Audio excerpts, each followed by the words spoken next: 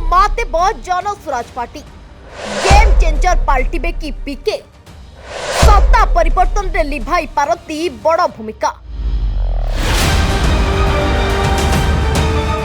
एबे राजनीतिक महल रे समस्त मुहरे गोटे नाटा जदियो नुआ नुहे किंतु राजनीति लड़ई रे से नुआ। प्रशांत किशोर अर्थात पीके निर्वाचन रणनीतिर मास्टरमाइंड पीके एबे निजे निर्वाचन मैदान को ओह्लाई सारी।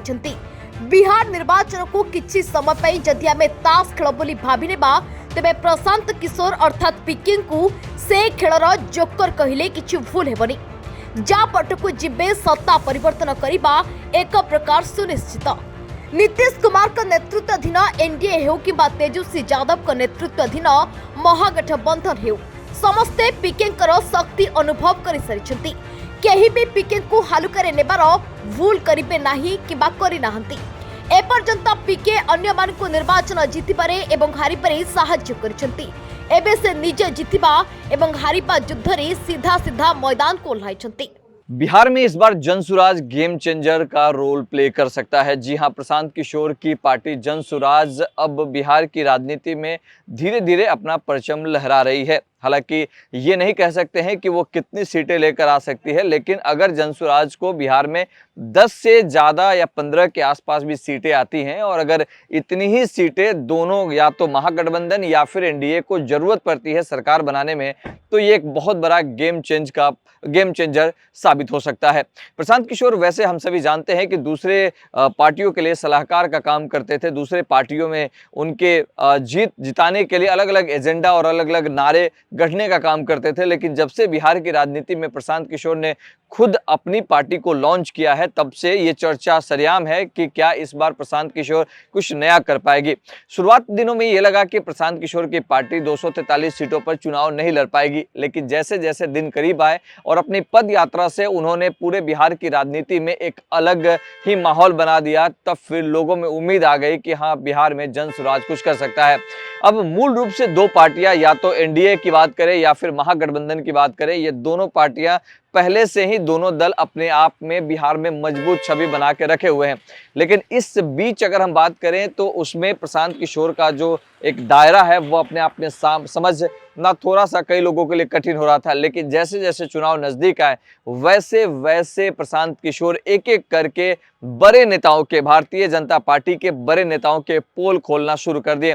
साथ ही एनडीए के यानी कि जदयू के कई ऐसे नेता थे, बड़े नेता, उनकी भी पोल खोलने की शुरुआत कर दी, जिससे लोगों में यह संदेश गया कि जनसुराज भारतीय जनता पार्टी की बी टीम नहीं है।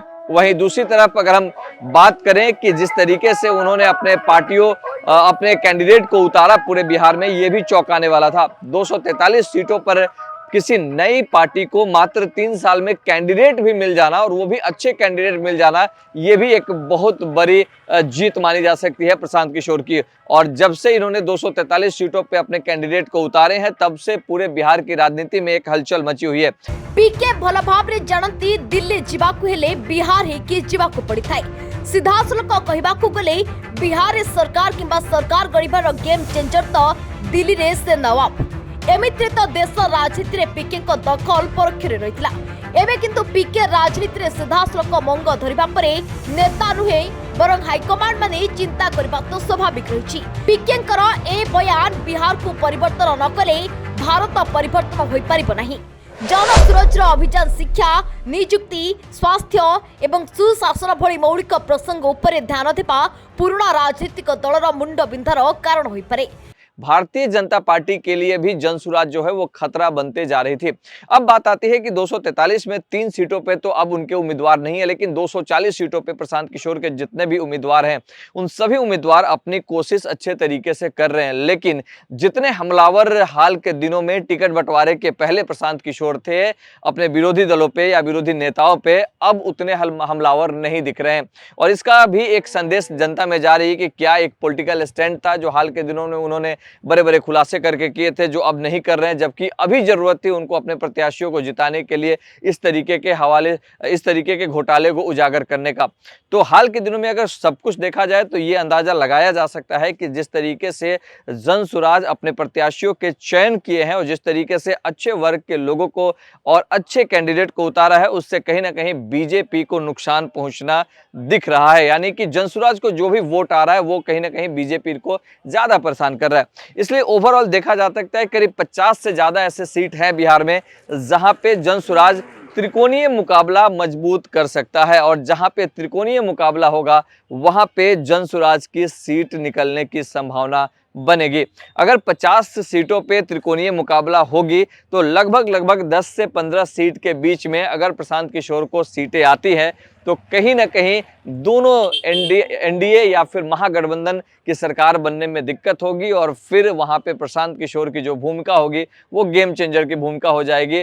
फिर अब देखेंगे उसके बाद कि आखिर 14 तारीख के बाद होगा क्या, लेकिन अभी सब कुछ संभावनाओं की गोद में है और सभी चीजें अभी जनता के हाथ में है। जनता जब 6 तारीख और 11 तारीख को अपना फैसला सुना देगी उसके बाद ही यह तय किया जा सकता है कि आखिर सरकार में जनसुराज का क्या रोल रहेगा।